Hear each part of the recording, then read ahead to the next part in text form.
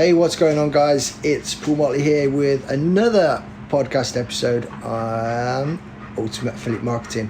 So, updates, if you've been listening the last couple of days, you'll know I'm mid-travel right now. I've just boarded a boat in Toulon after driving 1,300 kilometers over 2 days, but that's not important right now.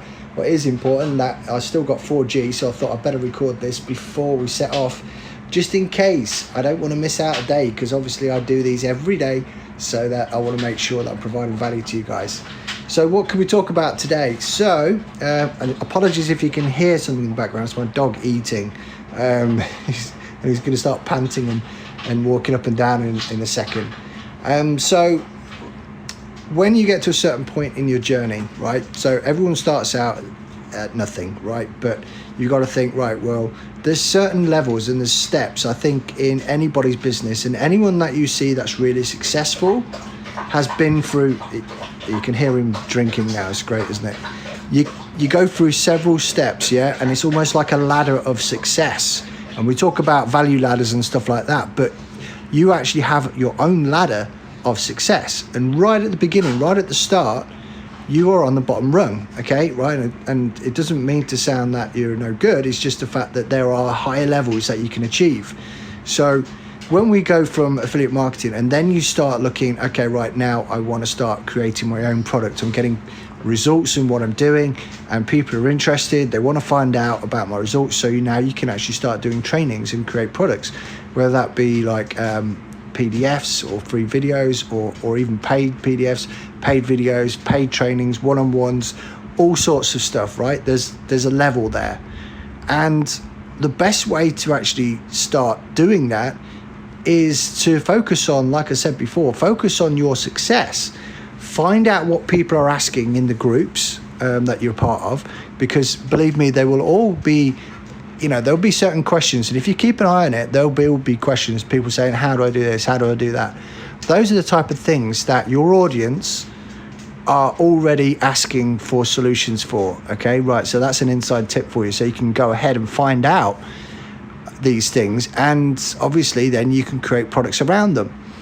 But when it comes to launching, you have two options. Obviously, you can use paid traffic or organic traffic. Now, I would highly recommend using organic to start with, because there's a good chance that most people that know you and see you, if you're providing value in groups or on your profile or one-to-one help and all that good stuff, right? You should then start building up almost like a mini authority. We'll say mini to start with because we're not at the top end level yet, and people still need convincing sometimes to buy from you, which is fine. But like I said, when you're just starting out, this is the natural progression, because you can then start getting your products out there in front of people to help them, okay? And the next level to that would be to get affiliates to help you sell your product, because then you can get to leverage other people's audiences as well. Now, initially people might not be that interested, or they're just like, okay, well, here's another thing I can promote, maybe I'll throw it out to my audience. But what was interesting was, as last night, I think, was it last night or it could have been the night before, I was listening to Russell Brunson's audiobook of the Traffic Secrets, and he was talking about the whole Dream 100 thing and the way that you can get yourself in front and noticed of people that have bigger audiences.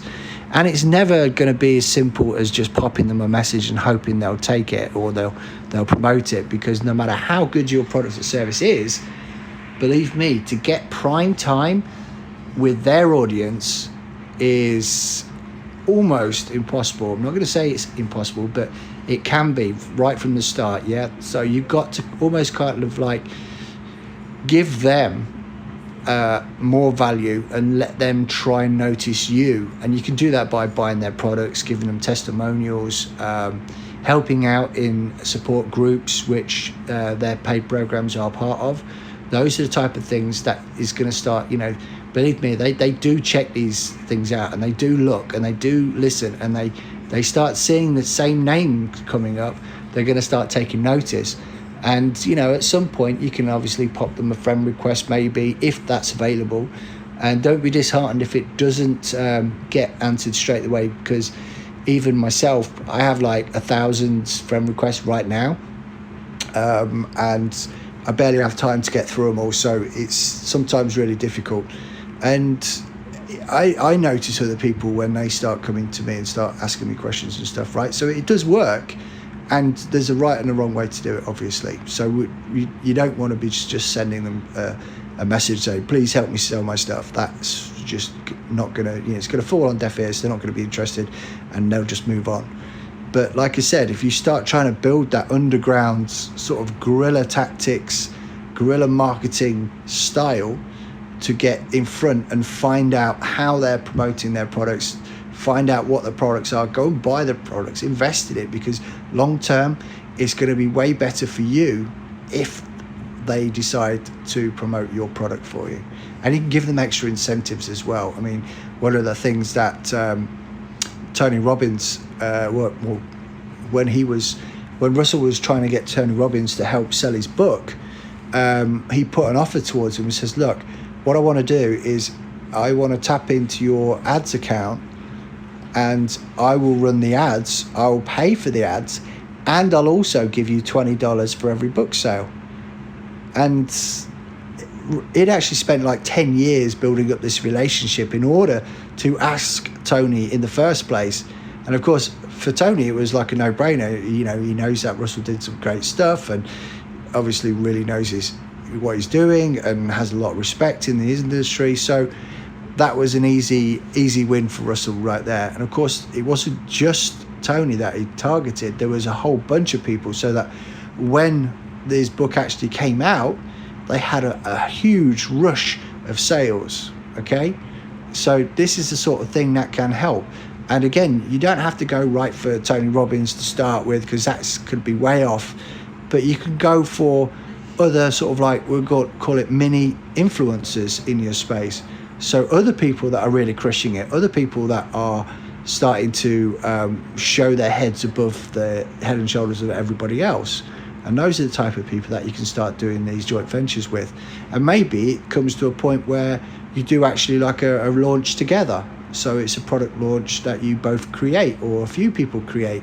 I've seen a whole bunch of these over the last couple of years with like virtual summits, stuff like that. So I mean, they work really well, because of course everyone that's in the summit has their own affiliate link. So when there's an upsell, they all get commission, and it's building their authority to a wider audience. You're leveraging everybody else that's within the summit, right? So it does put your name out there, so it's worth doing. I've been a part of a couple myself, and it works like gangbusters.